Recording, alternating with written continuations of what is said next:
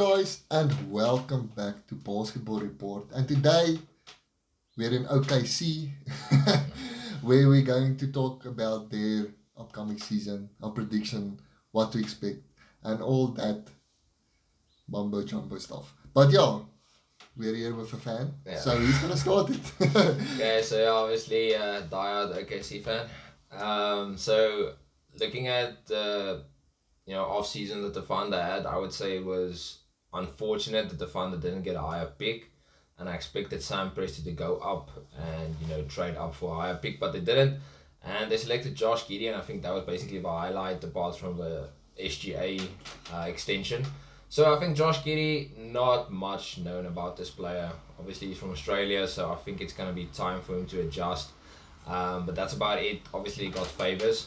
But one major thing that OKC did this offseason was obviously get rid of that Kemba contract. And at this stage, all over as well. Yeah. And at this stage, the highest contract on the Thunder is Derek Favors, which is like at 9 mil. So this roster has so much potential, apart from like the 1,000 picks that OKC has gathered over the past few seasons.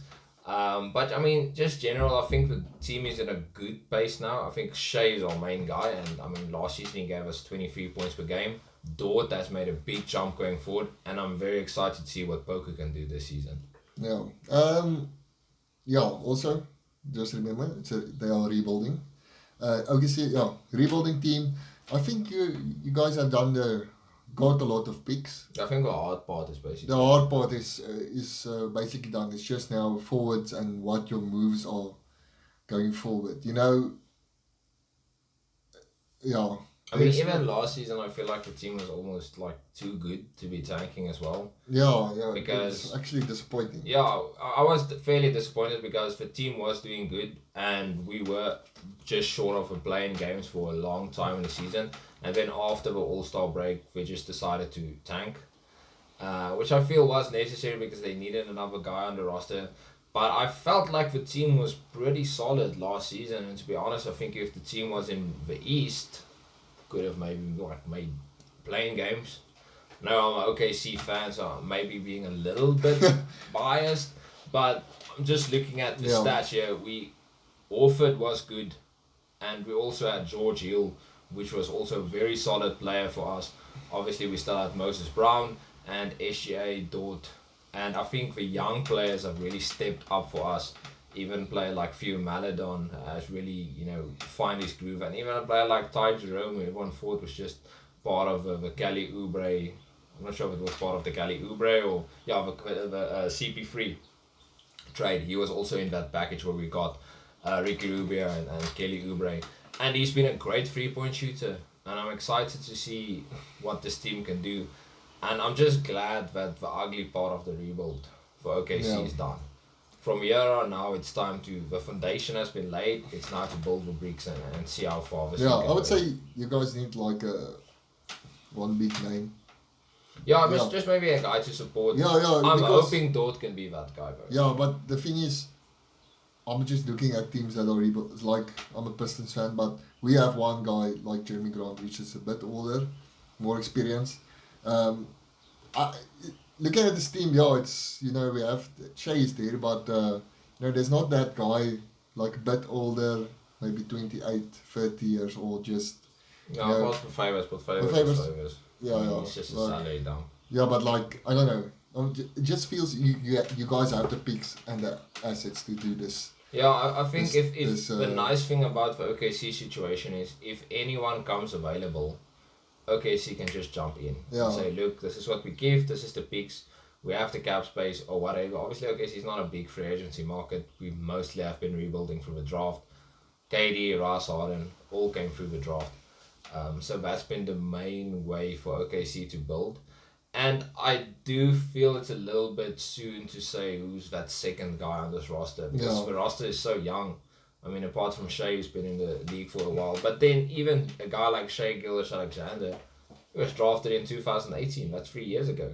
Yeah, like I said, you just actually need one guy. Just one. And I'm hoping, like I said, it could be Dort because Dort is really, as an undrafted player, Dort's perimeter defense I mean, one of the best in the league. I'm just going to be honest about it. Dort is a fantastic perimeter defender, paint as well. He's strong, he can stay with his guy, and I mean, everyone remembers that LeBron James air ball that Dort was on him. LeBron aired the ball, and I mean, that's all to this guy, and he's been improving offensively as well. But Poku is like the main guy who can swing. You know, Yeah. are we going to see Dragon Bender or are we going to see Kristaps Porzingis? That's the thing with Poku, because Poku can do a lot of things. He can pass, he can score, he can defend. I like Poku, okay? I think he's a good player, but he's going to have to put weight on that frame, because at this stage he's just spaghetti. Yeah, he's a noodle. He's fit, so he's going to have to put weight on his frame for him to be successful. I think the G League stint did him good. I'm a little bit sad about losing Moses Brown, but I do think a player like Isaiah Ruby was fairly solid for the Thunder. So maybe a guy to build around. He gives a little bit of spacing. I think better spacing when a guy like Steven Adams gave the Thunder at a time. But I think it's a well-rounded team now. And like I said, I'm excited to see what this young team can do. I think it's going to take a while, but you know, there's a lot of players with big question marks still around their names. Yeah, definitely. I think Shea could be a dark horse all-star this season. I think Dort could be a dark horse for all NBA defensive team. Not first, maybe second, maybe first. Don't know yet. And then obviously Poku and Josh Giddey. Australian players fairly do quite well in the NBA. Andrew Bogut, I mean, Ben Simmons, you can say what you want about Ben Simmons, but as an Australian player in the NBA, I would say he's above average. Yeah. I don't like Ben Simmons, but I mean, it is what it is. I mean, Patty Mills, Aaron Baines, the Australian players that come into the league, apart from Ben Simmons, are usually very skilled shooters and very skilled players. So I'm hoping to see the same from Josh Giddey. Yeah. I don't know. I just don't know if you guys get this. You get pick.